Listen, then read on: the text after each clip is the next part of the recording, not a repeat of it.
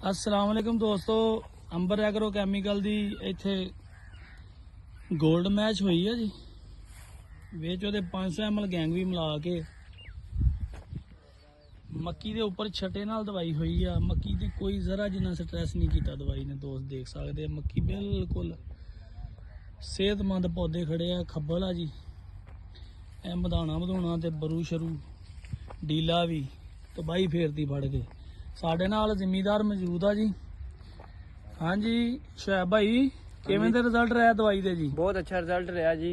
अंबर agro chemical दी gold match इन्होंने इस्तेमाल करवाई गई है, नाल 500 ml गैंग भी मिला के। कितना रकबा भाई तुहाडा? अपने को 2 मुरब्बे आ। 2 मुरब्बे इन्हां दा जिमीदार आ जी। ते खब्बल जिहड़ा गलती नाल हो गया इन्हां दे खत्तियां च। ते ए माशाल्लाह रिजल्ट दोस्त देख सकते जी, माशाल्लाह। अंबर एग्रो कैमिकल दी गोल्ड मैच ए बरू आ जी। छटे नाल हुई है जी दवाई भी, छटे नाल, कल्ले कल्ले सियाड़ ते नहीं हुई, छटे नाल दवाई हुई है। माशाल्लाह रिजल्ट बहुत आउट क्लास आया जी।